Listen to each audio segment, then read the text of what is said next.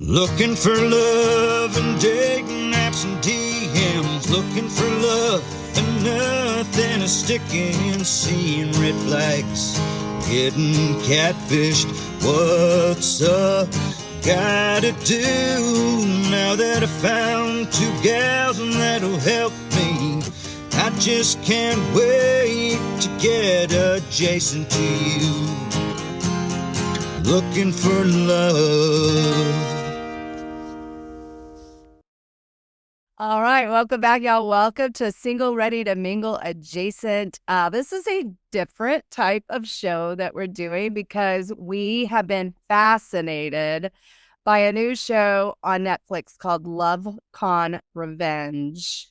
Oh my gosh. So it's a multi-series documentary about this one girl, mainly the main character who starts out, she was conned by a guy who said his family owned like these diamond mines. It was a very famous diamond guy. And then she ended up getting completely catfished by him and completely bamboozled. And it's sad, and she was so lost and saddened, and he did it to many, many women. But now she's turning the tables, and she's going after cons, and she's using her friend, her sidekick, a private investigator, and the two of them are like spot on incredible together. I want to interview them so bad. I'm going to be reaching out to find out more about them. But Shelly, you're all the way in Rockport and you started watching it. You're on the first episode. Right. What did you think? What did you think? Well, the reason why we're putting this on Single Ready to Mingle, guys, is because it's a huge red flag. It's a huge red flag if you're dating somebody and within the first month, they're asking you for $1,000. Mm-hmm. You end the relationship. Yeah. Because a lot of these people will love bomb the victim, and then they also mirror them. Those are two red flags: love bombing and mirroring. If somebody tells you they love you, generally speaking, guys, within the first month of dating, that can be a red flag for sure. You may have those loving feelings like, oh my gosh, I'm falling for this person, because it can happen really quickly, but they, wow. I mean, also if they're texting you like nonstop. Every day, all day. Good morning, beautiful. I love you. I mean, they're not just sending it to you, because that they could just copy and paste it and send it to multiple people. Exactly. And when somebody asks you for money, I mean, what dollar amount are you okay with? I'm okay with $0. Yeah. You know what drove me crazy is with this main guy, he was basically like, okay, I'm going to take you and I'm going to pamper you and I'm going to take you to these nice meals. And I'm a multi-millionaire, and I'm opening up. I have all these investors that are helping me open up this natural healing spa resort, and come look at it with me, and you're gonna love it. This is, I want to help people. I'm so into this. And then all of a sudden he just doesn't have money, and he's asking you for thousands. And then at one point he FaceTimes her and he's like, can you just send me like $25? What? No. Yeah. Can you ask your 17-year-old daughter for the money? Oh, Shelly. and she said if she had control of it, she would have given it to him. Like, she was so blindsided and so trusting, and then for him to take her trust. You guys, I'm sorry. Please call us. If somebody's asking you for money, please call me and let's have a conversation. Yes, because Shelly will give it to you straight. I'm not gonna be like, well, he's gorgeous. Stick with it. I'll help you. I'll give you money. I'll be like, girl, Nobody's that good looking. nobody's that, nobody's that Shelley. nice. So Nobody's that. And guess where they found him? Where did they find him, Jody? on Tinder, on No, yeah, they found him on a dating app. But when the detective got involved, where did they find him? he was at a poker games. Yeah, Yeah, he he was gambling gambling. all of that money away. And then he would have different investors come in, and he would like Investors. investors, and a lot of them were women. And Uh-huh. then he would take that money, and he had somebody that was helping him with the books, and she saw that he would take the money and move it immediately into his private account. I mean, that's insane to me. And, if you trust people, this is the last thing you're thinking, that they're out to get you. They're trying to, if you're a trusting human.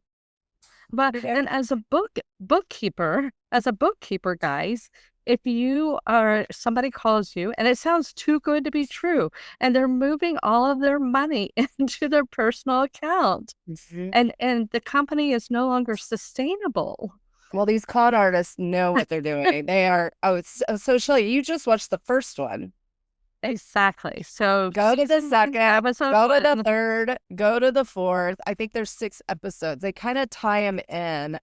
There is one in there. Well, all of them are just like, you get gobsmacked. You're just like, I cannot believe these poor people are being tortured like this. But like Shelly say, okay, we know love bombing, mirroring. Yes. They really get involved in your backstory. If you have any trauma, they make that trauma their trauma. They kind of mirror your trauma. If they're asking you for money early on, those are red flags. If they want to get in a relationship with you very quickly, like this one couple, asking you if they're saying, "Hey, I have a really good investment opportunity for you." Oh yes, no, yes, no. and I mean, at least have a checks and balance. Like, have a friend that is going to tell you no. yeah, Do not give them money. yeah. Y'all, he swindled so much friggin' money from women. I'm just like, It was hundreds of thousands of dollars that he took from people. And those were also therapists and doctors that also invested in the therapy place. And it was all a sham. It was all fake. And he was just gambling it away. And he would find his next victim so quickly. That he had multiple scams going, and it's heartbreaking. So the first 4 are all women. The 4th or the 5th one is a guy that gets scammed.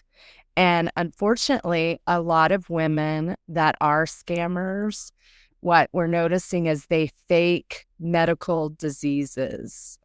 If you've watched Scamanda, things like that, they get a lot of sympathy. It's like Munchausen by them on their own, and not by proxy. Munchausen by proxy is when you're hurting other people and you're getting attention for it. Munchausen when you hurt yourself, or you are getting sympathy from people for some of these causes, like medical or self-harm. And she fakes MS. And I'm just like, that is a next level crazy. And she would say, I need money for these doctor's bills. And he would like, can I see the doctor's notes and bills? No, I threw it away. But then she would go and get like a new bag, like a new purse. With this who has this much time? I'm just like, what are you doing with your life? That you're just like, who am I going to scam? Who wakes up and goes, who am I going to scam today? Well, and I con out of their money. Exactly, Shelly. And I'm always thinking, like, gosh, if you could take that amount of energy that you're doing to scam people, you could probably run a Fortune 500 company. Well, and this is we got lots of comments about this. It's like you could at least donate blood. Yes, You could at least donate some blood. You could you could. actually, you could probably donate some bone marrow. Yeah. You I'm like, golly, take a little time to like, please, like, think about other people. And but I don't even think that they see that they did anything wrong. Well, and are the dating apps kind of giving them like a kind of Oh, it's a pool to fish out of? Like, here's a bunch of people well, and eager for a relationship. yeah, So this one, and also, like Rudy said, like his brother Ricky said, and like Shelly has been saying, a lot of these women that get scammed in these types of relationships are extremely vulnerable. They've gotten out of a relationship. Women of a certain age, they start to feel invisible. They start to feel not wanted, not attractive. Maybe they have a lot of trauma from their past and they haven't done the work, as Shelly and Rudy and Ricky have said. It's very attractive for women to have done the work, men to have done the work to get over that trauma. And so women that fall for these con artists a lot of times are dealing with a lot of self-esteem issues, trauma from their past, bad relationships. They're a bad picker, and these con artists sense it. And they I have a question, Jody. How many of these people have a tribe? How many of these women or men that get taken advantage of, do they have a tribe of people? Because if Lou sat down and said, "Hey guys, can somebody cover lunch? I just invested money," we would all lose our mind. If she were, if any of our friends were single and they were like, "Yeah, I just gave this guy I'm dating $10,000," we'd be like, "Hello, friend." rewind. Yeah. Who is this person? And we're so suspect of anybody any of our friends date. We're like, who is he? And Carrie Keitha immediately goes into investigation mode.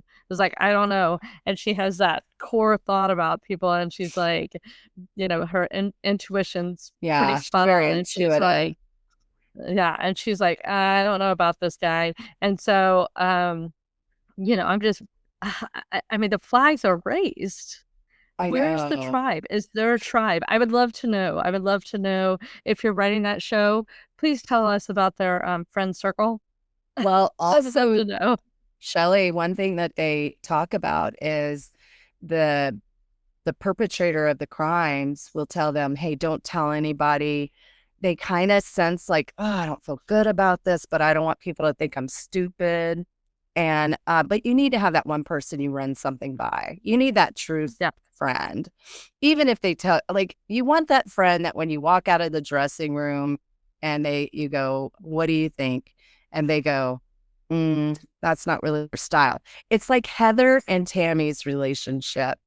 Tammy will put something on, and Heather will be that truth serum. Like, maybe not that. Let's try this, not being critical of you, but just knowing like it's cutting you in the wrong spots. It's not the most flattering. And then not somebody who's trying to take you down. You need that truth serum. Yeah. That's like, be honest with me.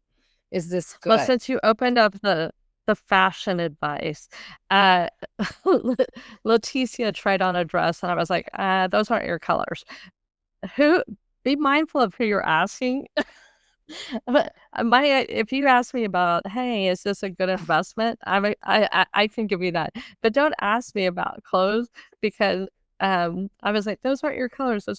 Now every time she wears it, she gets so many compliments. She's like, they are my colors. Well, and I think I'm not a fashionista. I agree. I also don't want to hurt people's feelings, so I usually am like, it looks great. You know, the only thing that I'll be really honest about is like houses. If we go on a looky look at houses together, I'll be like, yeah, tear that the wall down and redo, just gut it, gut the whole thing. Well, but you'll tell me, it's like, you should never wear that again. I mean, don't ever wear that again. And it's like, okay, Shelly, you've worn that all summer. You're gonna stop wearing it. And so you're really good about it Well, with me. Shelly So I has appreciate it. Shelly likes to wear uniforms. So she has her fall uniform, her summer uniform, her spring uniform. And so she'll find something, buy it in every color. But and I'm so bad. I will wear it until it has holes or it's a different know. color, and it's I like know. it stains on it. Then I'm like, Like, okay, now I have to get rid of it. or your pinky toes sticking out of your shoe. What? But you know what I'm not gonna do? Give some guy I'm dating $10,000. Not gonna happen. That's true. Yeah. I mean, I think, you know, just ask yourself, would you want your daughter to do that? That is a good way to say, like, if my daughter came to me and said, Sam has asked me for $10,000, even though he's a multi-millionaire, red flag. A legend. I think another red flag that I see with a lot of con artists, they don't introduce you to any of their friends or family, really. You know, because they don't have any, because they stole money from everybody. Yeah. So everybody's done with them. Can I give you a spoiler alert? No. Yes. Okay, no. I'm gonna watch the next one. All right. So we're gonna recap all of them. So okay. So the first one comes in off of like a Tinder. He immediately love bombs the poor girl. And texting and FaceTiming. I think they called him like the FaceTime like con artist or something. Lots of messages, just like overdoing it. And she was in a very vulnerable position. She fell for it. He at first seemed like he had it together. He was opening up this wellness clinic. He took her out there. He actually did own the property, but off of other people's, you know, off of what they were giving him. And then he asked her for some money. Then he keeps asking her for money. And he, like, even the smallest amount, money for like coffee at Starbucks, you know, like, it just was so much. And then their whole relationship just became about money. It all became about, I need more money. And she was giving it to him and feeling that pit in her stomach, like, this is a lot. I can't believe this is happening. So the private investigator and the main character, they go into helping find him, figure out if he has any other victims. He has a whole slew of victims. They all filed against him. He went to court and lost, went to jail, but then he claimed bankruptcy, so he didn't have to pay them back. So this show is really well done. The camera work, the detective work, there's a network of different detectives that help. The sad thing about a lot of these victims that have con artists really victimize them is that the police see it as a civil matter. They don't see it necessarily as a criminal matter. Which is mind blowing. That was a really hard pill for me to swallow, is that we're not talking about $100 here. He was taking thousands of dollars, and he's called the selfie scammer. That's it. Right. And yeah, he was taking tens and hundreds of thousands of dollars from different victims. And I think there were even more that did not file suit against him. But luckily, they had so much evidence against him and his con artistry. And I think the FBI was starting to get involved because he was saying it was going to a company for wellness and all of that. And then he was getting the money and siphoning it off to a different source for himself so that he could gamble it all away. And he was not just in one place. He was traveling all over the United States to find victims. And he would look for divorcees who might have some potential money. Some of these women put their houses, they refinanced their houses. It was terrible. They gave their mortgage payment to him. You guys, as friends of people, let's check in on everybody and say, hey, who are you dating? And have you given them any money? Yes. Like, I don't know. That might be hard to ask, but if you're sensing something, all right. If it's too good to be true, it's too good to be true. Like, well, it's not good if they're asking you for money. I know. But they can have multiple relationships going. They can have, there's different levels of con artistry. They could put you in vulnerable positions, having you do criminal activity and you don't even know. Like, you have to just be really aware. The money is definitely like, if somebody's asking you for money. Oh, another one is if they ask to move in with you really early. That's like, what? And if they're saying they have a ton of money, that's crazy. And then they're like, hey, I couldn't pay my rent this month. Another thing is if they're really showy, like as I was saying in the first one, he would like take her to get pampered. He would ask her, oh, I thought this was funny. It reminded me of one of our friends. He wanted her to get her toenails a certain color. So he took her to go get her nails done, and he had her paint them green. I don't know what that color is and why he would choose that. I think it's a manipulation thing. Like, I really nail color that I like the nails that are like, look like this, like French tips, or if they're green, or then they want all their women to have like that they're messing around with a con artistry with, to have that. It's almost like their mark is out there. Oh, I know who you're talking about now. The pistol. It reminded me of that book we just read about the psychiatrist that she bought a nail polish for. Yes, her victim. Yeah, and it was just a constant reminder: is you're my bitch. You're my bitch. Yeah. You'll do something that if they try to get you to do, I mean, it's one thing if somebody goes, oh, I really like you in this color, but if they're like, I don't know, and if they're like, hey, pick out if somebody said, hey, I probably wouldn't go get a pedicure with a dude, but I mean, I might. You know, I know Mark Pena loves pedicures. John needs a pedicure. And he always says, we should get pedicures together. And I'm like, I can't even sit still long enough. Yeah, you getting a you getting a pedicure is painful to watch. Yeah. I feel like I'm putting you in a torture chamber. Yeah. So I understand that. But I love getting a pedicure. I've taken the boys to get pedicures. Yeah. But I think it's like when he wanted her to put this one color on and it was like a lime green. She goes, I never would have chosen that. And you could tell she like is a very natural woman. The main people that are helping with these con artists are Cecilia and Brianna. Anyway, Cecilia is a victim of a scam herself, like I said. And she has her own Netflix show. And I love that she took her becoming a victim, that when she became a victim of a con artist, and she switched it to becoming somebody who helps victims.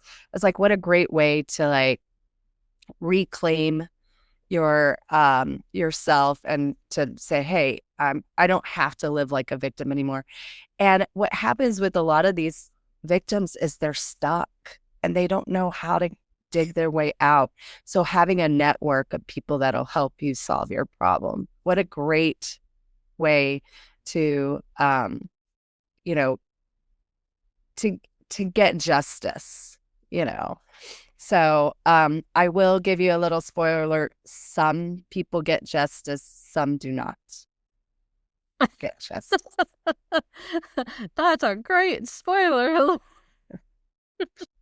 Well, it would seem unauthentic if every one of them got justice, wouldn't you say? Well, I just don't understand. I understand it's a civil issue, but at the degree that John Cobb was going at people, I think that is at a level that the the Fed should get involved. Well, He was just I'm going to tell you another red flag that drives me crazy. When a man, and I'm just going to speak from this side, if they call their ex crazy, that's usually a red flag. If they're like, oh, yeah, I had some problems with my ex. She's suing me. She said I stole from her. She's crazy. That's usually a big red flag to me. Any man that calls their ex crazy or women crazy, I'm like, I don't know. That's usually a bad sign. Would you agree? agreed. Yeah. So, I think he said, she's a crazy woman, obviously. I think he also said that his bookkeeper was crazy. Said that It's Todd. His name's Todd Dean.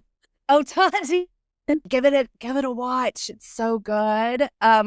Another show I've been watching, which is totally unrelated to Single Ready to Mingle, is Animals on Drugs.